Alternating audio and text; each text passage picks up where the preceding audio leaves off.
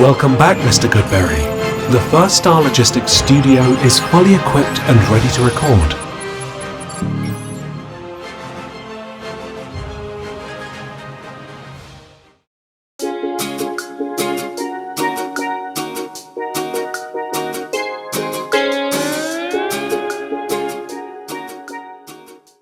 Welcome to Bengals On The Brain. I'm Joe Goodberry. We are at the First Star Logistics Beach House in sunny Melbourne, Florida. The Bengals are going to take on the Jaguars Monday Night Football, and we got a lot of questions. Number one, first and foremost, is how does this team perform without Joe Burrow, and how much emphasis and criticism does Zac Taylor deserve?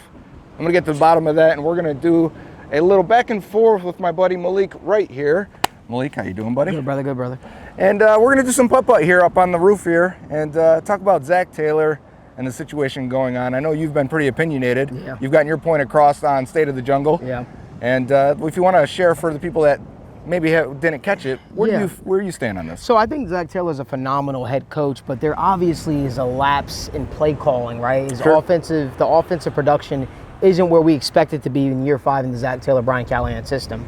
And I think there are a lot of Bengals fans that are feeling a little bit of angst towards the offense and no doubt where we stand currently. And I think that there's a lot of things we need to discuss, right? I mean, sure. The backup quarterback situation, the implementation of running the ball, the offensive line, and so much more. And I'm sure we'll get to that as I try to. You want to shoot first? Play putt-putt here. Hey, listen, man, I'll try. I don't, don't judge me. Yeah, but. so a lot of, I get the angst from Bengals fans because I think there's two separate Zac Taylors, right? There's Zac Taylor, the head coach, and there's Zac Taylor, the play caller. And I think if we could separate them a little bit, that would be ideal in a lot of ways, number one, because I think when we look at Zac Taylor and we look at a lot of this past week has been, look at his record without Joe Burrow, right? Yeah. 4-20, Yeah. Not very good. Right. I would argue that most coaches would have a terrible record when you're trotting out Ryan Finley, Yeah. Jake Browning, and Brandon Allen. Now, what do you say to the fans that say, you drafted that guy? You had all off-season to pick Especially Ryan Finley. Right. They traded up. Yeah, you traded up and you said this was our backup quarterback. But what do you say, you bring in a guy like Jake Browning, guy who's been a practice squad lifer, Yeah. and you expect him to be the backup quarterback to a team that had Super Bowl aspirations a lot, much so before Joe Burrow's injury. Like, what do you say to a fan base, that's trying to make reasoning with that, I guess? Well, I always go back to the draft. That's where, one of my pillars of everything I do is player evaluation and how good are these players before they get in Zac Taylor's hands, before Frank Pollock gets his hands on them, before they're Bengals, right? Yeah. And not a lot of people thought Ryan Finley would be a good player. Remember, they thought maybe he could be a quality backup. We're talking about one of the weakest arms. Yeah, for sure. Coming out of the draft in the last 10 years. It looked like he was throwing paper airplanes out there. He's playing pickleball now. He is not in the league anymore. Yeah, so that's the thing. Brandon Allen is a third-string quarterback for the Niners. Yeah. And Jake Browning, undrafted in 2019, just started his first game. Yeah. So I don't think anyone around the league had aspirations that these guys would be potential starters in the NFL, right, or let alone even quality backups. The Bengals have gone cheap, I would say. More 100%. that's less on the coaching staff and more on maybe the front office when you have the 80th highest paid quarterback, and that's Jake Browning, right, and you're expecting him to carry a Super Bowl caliber roster any further than hopefully winning 1 or 2 games here. Right. Listen, man, I think at the end of the day, if you're a team trying to compete for a championship, you've got to do better than a guy that has never taking any offensive reps. I've hit the same ball twice in a row. I'm turning into Twice, Zac Taylor. man, if I do it a third time, then we got a problem. Listen, hopefully I can make a shot here. We'll see. But no, if you're a team that's contending for a championship and wants to potentially win a championship, it behooves you to have a backup quarterback with some type of experience, especially considering a guy like Teddy Bridgewater sat out there until preseason, right? Yes. So that's the part that makes it a little bit alarming, honestly. But let's see if I can make this shot. All right. Oh, you got a chance Oh, there. man.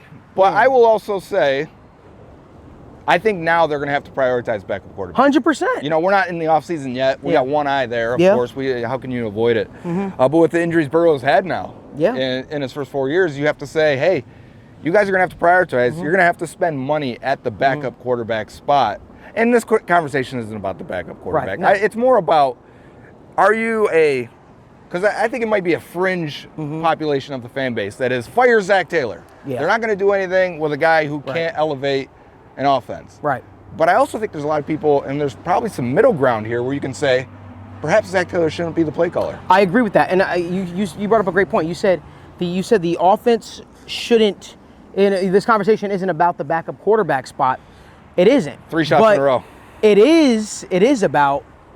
It is about the backup quarterback spot in a situation, because the Bengals season shouldn't be over at this point, right? We shouldn't be talking about the Bengals season being over at this point, but we are. Because the loss of Joe Burrow is magnified because the play calling is not consistent. So all those things start to rear its ugly head, from the offensive line situation to the play calling situation, their inability to run the ball situation, and now a quarterback who is a practice squad lifer. I mean, listen, I know a lot of Bengals fans saw my rant out there, and I'm sure a lot of people probably thought, you know what, you're just being negative, you're just being that. But honestly, we all want to see this team do well. I want to see this team do well. But the fact of the matter is, you've got to give these guys a chance. The Bengals have to give Jake Browning a chance to be successful, in my opinion.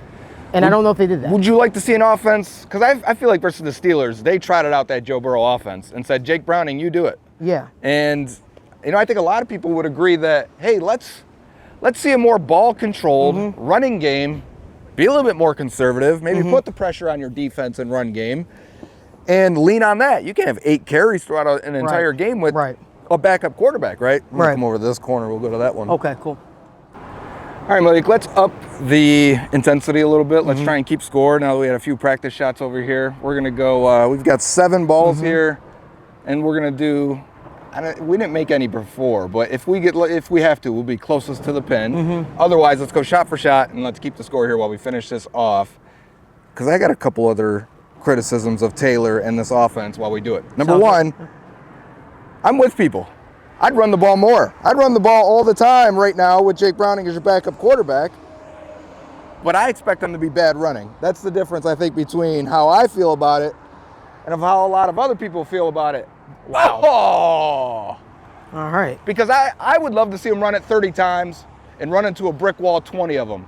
But I think you have to establish the run eventually and get good at running it eventually, because when Burrow does come back, you got a chance. When Burrow does come back, and that's going to be next year, but when he does, I think you're going to have to protect him a little bit with a running game. I agree. So let's fix it now, and let's figure it out now. Now, I guess my next question for you is, what do you say to the fans that say, hey, we need to run under center more? Even if it's something that Joe Burrow doesn't like to do necessarily. What do you say to that? Well, just looking at last week's film, it was very hard, I think, for them, because the Steelers were really selling out every time they went under center. So you got a shot again, dude. Man. So it's hard to run when they're going to keep extra guys in the box and they're going to attack the run as hard as they are. I will also say during Mixon's entire tenure, he's had a worse yards per carry from under center. Yeah. So he gets more explosive runs, though, out of it. And if you're looking for explosive runs, and I think they are, then you got to do it. Oh, come on. Man. Then you got to do it, and you got to work through it, and you got to figure it out. I thought you had me there. Is one of us going to make a shot or what? I think getting close is good Listen, enough. if I make this shot, right? Yeah. The Bengals are going to rush for over 100 yards against the Jaguars. Okay. If I make this shot. All right, and I'll do mine, and if I make mine, they're going to have Mixon's going to have over 20 carries. Dude, you got a shot. I mean, we're close. Man. I think we're going to end up with like 18 carries for 92 yards. That's why. 18 carries, 92 yards, all Mixon's 92, or you mean? No, I think as a whole. Okay. So if I hit this, they're going to go over 20 carries, which means they probably win the game because that means they're ahead. Oh, this is a heavier ball. It might be what we need. No. Falling short of 100 yards. Falling short. Yeah. 18 for 92. Yeah. Get the running game fixed. I think that'll go a long way in the future because I don't think Taylor's going anywhere, number one, right? No. We can scream, fire Zach Taylor from the mountaintop. I don't think it's being heard at Paycor. No, it's not. In the front office there. But I do think there is room for different coaches or different philosophy or different ideas in that room. I agree. It's been good, brother. Yes, sir. Good to see you again. You too. But we're not done here, Malik. Nope. We've got another segment. You and I are going to take a walk out back here on the beach. A long walk on the beach as we do. We'll gaze into each other's eyes, and maybe we should have saved that for the sunset. But segment 2 will be with Daniel and I. We're going to break down some film, show you what I mean with Jake Browning, how the Bengals probably shouldn't expect much out of him in the passing game, and we'll do that from the balcony at the First Star Beach House. I'm Joe Goodberry. I'm Daniel Alameda. And we're going to break down some of Jake Browning's plays against the Pittsburgh Steelers, why we should have a little bit of hope, but why we're probably going to see a limited passing offense. And I'm going to start with the first play that I got queued up here. And I'll let it play first. We'll draw over it afterwards. But this is the first play where we're trying to hit Ja'Marr Chase over the middle. The ball gets tipped by a defender. Remember, there were two of those that end up on the box score. We see a big play for Ja'Marr Chase and a completion for Jake Browning. But as we know and we see here, the box score can lie a little bit, which is why we go to the film.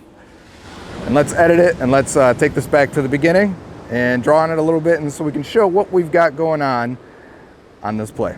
So one of my biggest issues with Jake Browning, going from the Ravens game to the Steelers game, is he predetermined his throws. Yep. Every one of his throws against the Steelers, and that was a different Jake Browning than we saw against the Ravens. The Ravens, he was carefree, throwing it, going through his progression. This game, he just completely stared down his receivers. Yeah, and what are we reading here? So if you don't know, we're watching the safeties. Usually your first read are the safeties. What are they doing? Where are they going? Because if you end up with one safety in the middle of the field and the other guy back behind him playing deep, that usually means middle of the field is closed, and you want to look for these boundary routes typically with these guys going in that direction. So what we got to watch here and what we're going to focus on first is the safety. What type of games are they playing with Jake Browning? Are they trying to trick him? Are they trying to fool him pre-snap, post-snap? Because they're going to show you one thing pre-snap, and then they're going to switch it up and give you another thing post-snap.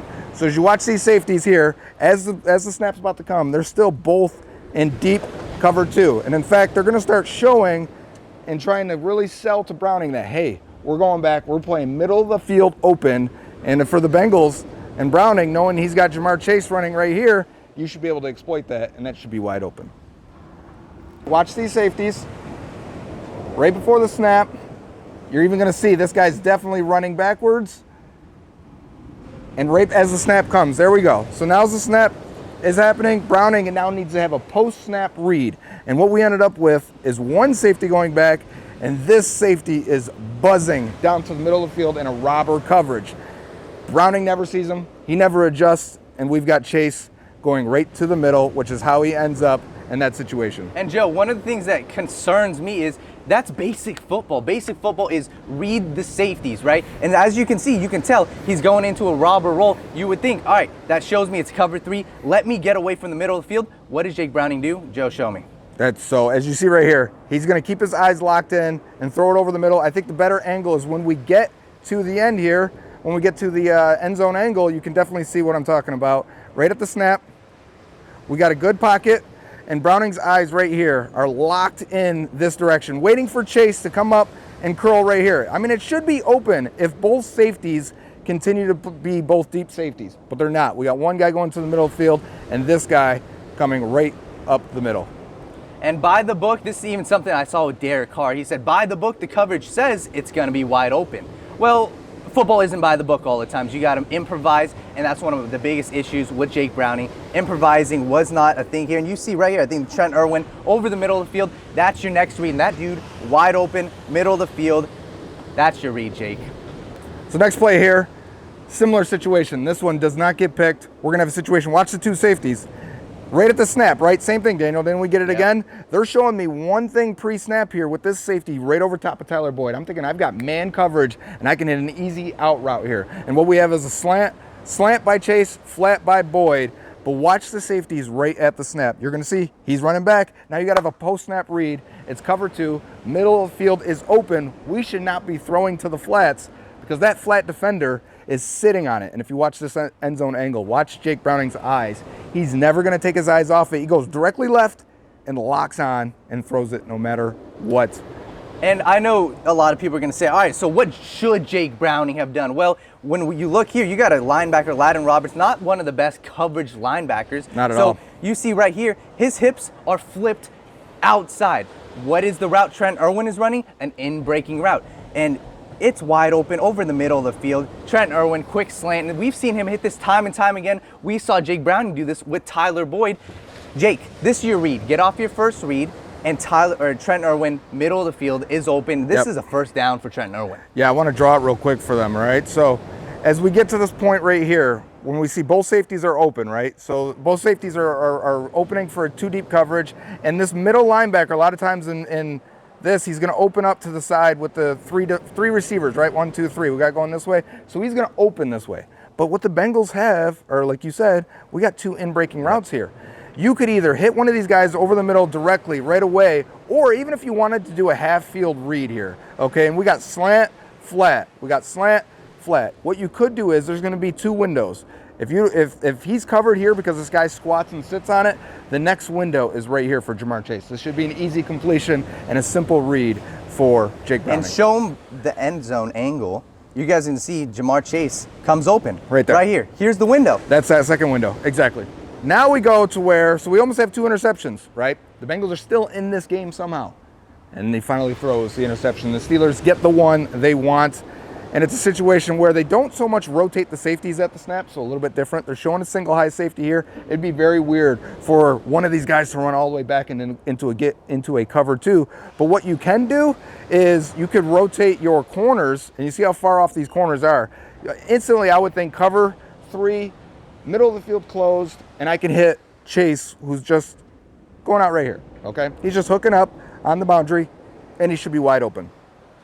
But you'll see as the play goes on, watch what happens with these outside corners and watch how far they buzz off the field there. It's almost going to end up like an inverted cover 2. As he comes down to play the Tampa 2 middle linebacker, these guys are rotating more to the deep safety parts of the field. So this is really like an inverted cover 2, which means middle of the field should be open because this guy underneath here who gets the interception is buzzing over because no one's got this area here on the defense. If this guy's going all the way back, who's got that? That's that linebacker from this side. Browning never looks at him, never really gives him a look off, never really sees that linebacker buzzing over the nickel corner. Actually, I'm not even sure what it is, but the defender buzzing over under Chase, and he throws it right to him. And that's something Jake Browning, to give him credit, he said this in his post-game press conference. He said, yeah, I was staring down Chase. I just wanted to get a field goal. That's not what you need in the NFL. Right. You don't say, hey, well, let me just get the field goal. We need points. And what I saw in this, too, is I like splitting this.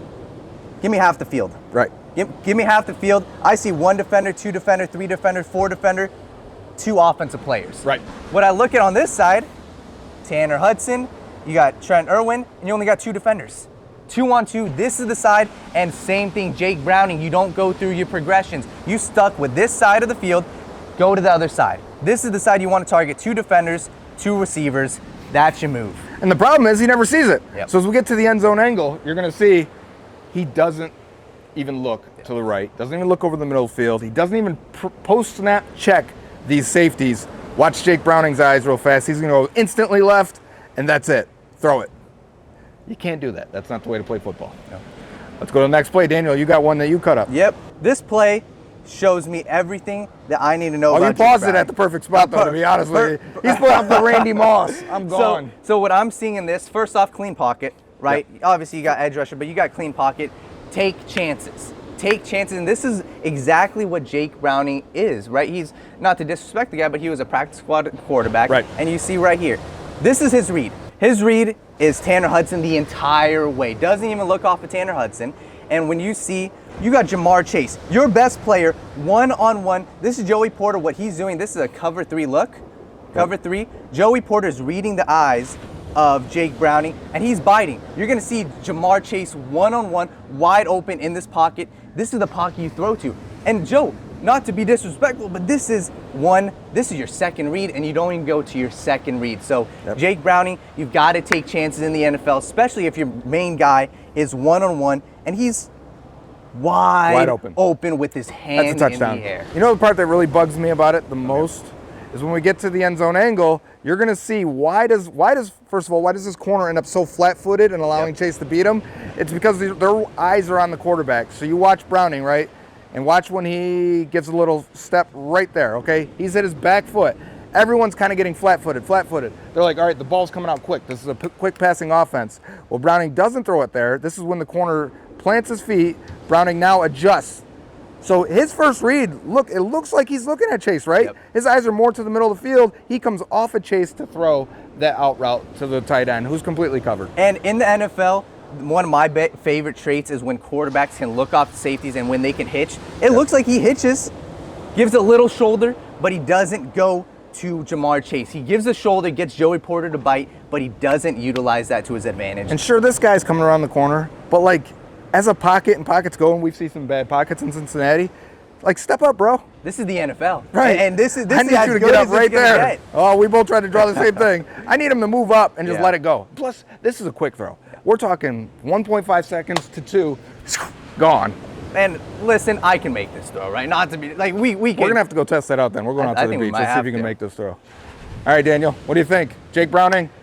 I'm not hopeful. Me neither. But maybe the offense changes. This to me looks like, hey, run Joe Burrow's offense and let's see what you can do. And that's exactly what you can't do. Like, it's Jake Browning.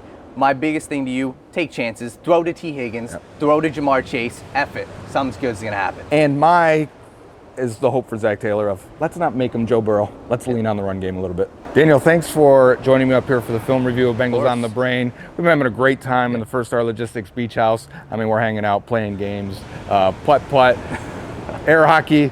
I've heard you guys down there on the foosball table. Did a little basketball as well. A little basketball, but now we're going to go down and I'm going to go have a walk with Malik. Malik, where you at? We got to go down to the beach. And stay tuned for that.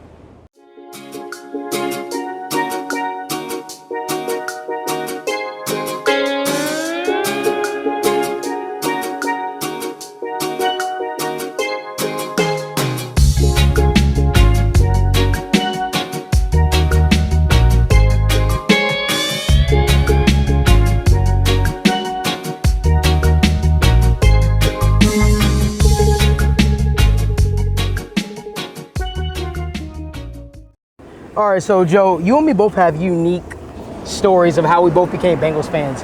Neither of us grew up in Cincinnati. That's right. Right? Funny enough, we're both East Coast guys. Yep. You're from New York. I'm from New Jersey. Yep. So talk to me. You know, we never really experienced a lot of success growing up with our teams. How was it like growing up in New York, man? And then, you know, obviously that spawned into a professional career of covering this team. Yeah. But what was it like being a fan? Tell me your origin story, so to speak, of how you became a Bengals fan. What was it like in New York? Yeah, you know, in Western New York, the Bills were going through their drought of their own of 17 years. So we had a lot of relatable experiences with the teams struggling and hurting to find their footing and get on the right track. And we had a lot of friends that were 49ers, Dolphins, Chiefs, Jets fans. So for me to be a Bengals fan wasn't weird. Right. You know, I never felt like, hey, you shouldn't do this. You should root for the hometown team. Right. Because really they weren't making a strong argument there Right. with the Bills with where they were at right Right. then and there. What about you in New Jersey? Well, man, you know, for me, I actually grew up in a household where my mom was a Titans fan. My brother was a Giants fan. My other brother was a Seahawks fan. Oh, you guys are all mixed up. And my then. dad was a Dolphins fan, man. Ah. And so, you know, for me, I've always been the kind of person that goes against the grain, if you will. Yeah. My brother coerced my mom into buying us Madden one year. And I just remember he would always pick the Giants. And I was like, you know what? I'm going to pick a team with a cool logo. And at the time, the Bengals logo was a tiger. I liked tigers growing up. My mom could tell you I had an infatuation with them. Yeah. And so I picked the Bengals, honestly. Obviously, then that spawned my love for a lot of the players like Ocho Cinco. So you didn't get Mazzara. any pushback from being a Bengals fan at the time then either? At first, and you know, and then when we, you know, dealt with the Dalton Green era, I would Yep. say to speak, and we Yep. started winning some games, Giants fans would start to chirp at me. One of my fondest memories, actually, man, was being in high school. I was like a sophomore, and the Bengals actually took on the Giants one Okay. year. And we beat them. It was the year after I think they won the Super Bowl or something like that. We beat them Yes, by a pretty I know good what you're margin. talking about, yeah. And I just remember the entire school, the teachers, everybody being silent after I dealt with just weeks of torment and people saying, "Who dey?" You know, we dey. I'm used to hearing that all the time. The we dey? Who Right. dey, we dey, you know, Yep. the whole 9 yards, Bengals suck. But the hardest part for me, I don't know for you, the hardest part of my fandom was those years in which we would constantly lose in the first round Oh, of no the doubt. playoffs, man. No That doubt. was tough because your hopes would be so high. I would say the one loss that hurt me the most was the Chargers one. Yes. And it was because everything was right there for the Bengals. They were still healthy for the Oh, first man. time. It felt like this is Yeah. year 3 with Andy Dalton. They've got a chance. Yeah. And because you know what also hurt? Because it's out of towners, right? So Yeah. it's different for us because we are telling our friends and our Mm-hmm. family, hey, this team's good. They're actually good. And then they'd get on prime time. And then Yeah. they'd get in the playoffs. Oh, and it's man. like everyone's watching now. Yeah. All your friends and family are watching 100%. with you. And they're like, This team? Right. This is the team you said is Right. good? My dad used to give me, absolute fits. We watched the Dolphins take on the Bengals on Halloween night. It was the year Giovanni Bernard had that end-around run touchdown, Yep. and then Cameron Wake sacked Andy Dalton, obviously, Yep. to close out the game for a safety. But, you know, it's things like that, I think, that kind of like spawned my fandom, and it made me even a bigger fan, right? Because it makes you... Adversity. Adversity, man. You know, I've never been the type of guy that just joins a team, you know, while they're winning and stuff like that. So I think you appreciate the good years that you have, right? The years that, you know. It's like working for it, making deposits in the 100%. bank, you know, Monday through Friday, and then Yeah. you get to cash it out on Friday. You get that check. 100%. I want to make the deposits in this team. I want to be here for while the team is Right. rebuilding and struggling, and then when they finally do it, that's what made 2021 Right. feel so good. Right. And also sting that they 100%. weren't able to capitalize and finish it at the end. But yeah, I think anyone that has gone through it feels the same way. Right. Now, let's talk about the second part of this, right? We obviously both grew up Bengals fans, but how did that spawn into you covering this team, basically professionally, right? Now we're both working alongside First Star Logistics, hanging out at the Florida Beach House. But talk to me, how did you get into the professional side of covering the Bengals and being objective? Because I think there's a lot of people that think it's hard to be a fan and while also being objective. And I say, you know, for me at least, it's easier. It's easier for me to be a lot harder on the team and call it how I see it versus letting my fandom get in the way. Right. And it was never a plan for me. It seems like more for you. We'll get to your story on this because I'm really interested. More for you, it more was, you know, an opportunity to find a career path. Yeah. It seemed like for me, it just happened on accident. Yeah. It was around the time where the internet was really taking off in the sports world. Blogs were popping up for every team. At the time, it was Cincy Jungle, which is SB Nation blog. And you could just write up fan posts on the side. And if they're really good and got enough like upvotes, they'd get promoted to the front. And I kept doing that. I kept giving my opinion on what I thought the game, what they should be doing, who should they replace at right tackle, whatever the case may be. And people liked it. And it grew from there, from being able to write at USA Today, The Athletic, hosting the Locked On Bengals podcast for a year and a half, to getting this opportunity with First Star Logistics and continuing it onto YouTube. So I've always found a different way to present it, just trying to do what I would do even if nobody was watching. Correct. Because I would do this anyways. I'd be evaluating these guys. I'd be rewatching the games. I would have my opinions.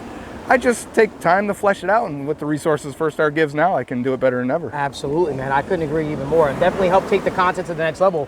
For me, it was crazy, man. I grew up, I was writing for a company called backsportspage.com, and I earned my chops doing that. Okay. Going to different athlete events, you know, meeting the McCourtys, meeting the Tiki Barbers of the world, the Saquon Barkleys of the world. I mean, I've met them all, right? And for me, I wanted to do something beyond just the local sports that was in where I'm from. Yeah. You know, and I saw the way Cincinnati was covered, right, in a national scale. Yeah. And then, or lack thereof, I would say. That also had a big part in me too. Yeah, and I wanted to basically change the narrative. So I would say I first started writing about the Bengals in 2014, 2015. I first launched my first podcast called The Right Way Podcast with Back Sports Page. So I've really been covering this team for a very, very long time. It took a while, right, for me to really break through, I would say. It does take a while. If anyone else, because I think I have got some content creators that watch the show, wonder, you know, to get this type of insight, it takes time, guys. Yeah, man. You're going to have to work at it, and you're going to have to fail a few times. 100%. And I think the thing is, I remember the first time I came to Cincinnati, just tell you a little story.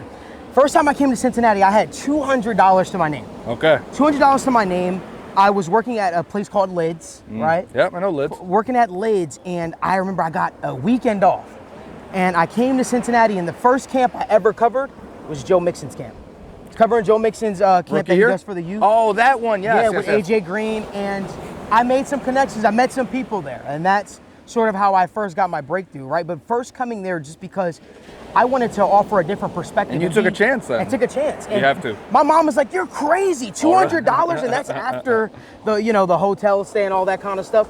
But I believed, I had a vision. There's something that I wanted to do. And it's the same thing, the Combine. My first time I went to the Combine, didn't have a lot of money to my name, man. Just went out there because it was a passion. It was something I loved. Yep. And I always say to people, if you are passionate about something and you truly love something, people will notice and people will want to support you.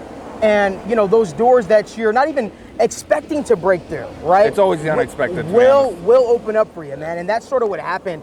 funny enough, my guy Isaac reached out to me at First Star. He reached out to me. I put a tweet. I said, hey, is there any company in Cincinnati that might be interested in partnering with me, right? Because I had a plan to move to Cincinnati in January of that year, and he reaches out to me, and I'm like, why is a guy reaching out to me from a freight and train? I'm like, what is this First Star? I have no idea, man. When I say first-class people, from the time that I stepped down and stepped forth in Cincinnati, it was awesome, man. Yeah. It was truly awesome. It was an opportunity that I can pass up, more so because it helped me take my content to the next level, and our visions, our belief, we aligned so much, man. We aligned so much, and so I was like, what I could do with them and what we could do together, it could be truly amazing and really bring a different type of perspective of media to Cincinnati that we haven't seen yet. So that's that tide's trying to sweep me away. That's tide's trying to sweep me away. Obviously, I got the break by breaking NFL news and all that kind of stuff like that. That's right. There's still things I do here and there, but I want to be known beyond just an insider, right? Beyond just a show host, beyond just a betting guy. And I think First Star allows me the opportunity to really show that I'm a Swiss Army knife. Any place you need me, I could be. Yeah, I agree. They don't. From my perspective, I can only echo that. First class everything with First Star. That's why we're down here at this beach house, enjoying this walk here. I mean, it was snowing in Buffalo when I left, so I'll take this opportunity any chance I get. And I've worked at other professional places, and they don't treat you like this. No, they don't. They don't take care of you like this. You don't feel as secure in the content you can create. You're wondering, should I even do this? Is this worthy? With First Star, I never get that feeling. They let me do what I want, which is why I think I can provide some of the analysis I do here. 100%. And I come from New Jersey. You come from New York. Yeah. We know the type of media sometimes that can be unhinged and can be, hold your foot to the fire. And sometimes when I'm on my show and I say what I need to say, I'm like, damn, maybe I went a little too hard. But I see Kevin, I see the guys at First Star, Garrett. They're like, loved it, did a good job. Hey, you were being you. Well, and that's the part that I love. I think when you speak and you got a good pulse of the fan base, I think that helps out a lot, and I think you got that. 100%, man. I think it's just important to, to know people and to know this fan base and to be able to articulate some of the things that they want to say. But, Joe, this has been fun, man. It's been real. It's been fun, man. I got to learn more about you. Hopefully got to learn more about me and our background, man. And man, this has been cool. I mean, the First Star Florida Beach House is pretty awesome. It's dope. It's been good, man. We're looking forward to that Jacksonville game, right? Oh yeah. We've got big games, NFL games we're gonna watch together. I've been having a good time watching football with you guys and with all the crew. Look at them back there. They're over there playing back there. But Daniel is in the water. Look at him. Yeah, doing only Daniel type of thing. That's my guy. My best friend is crazy, but this has been fun, man. Malik and I, Bengals on the Brain, The Right Report. Yeah. State of the Jungle. Yes, sir. Yes, sir. We appreciate you guys so much for tuning in. Make sure you guys give this video a like. Subscribe to the First Star Media Group YouTube channel. Please do. Keep up with all the rest of the content that we've got coming out for you guys. Thank you, guys.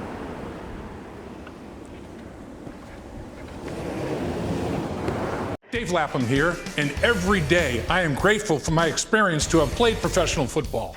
As a player, I realized self-motivation, leadership, and appreciating your teammates are key. At First Star Logistics, you can use those same attributes to create the life you want for you and your family. Build your future by working hard like I did. You'll see results both on and off the field. Call First Star Logistics today and be part of our winning team. Opportunity knocking.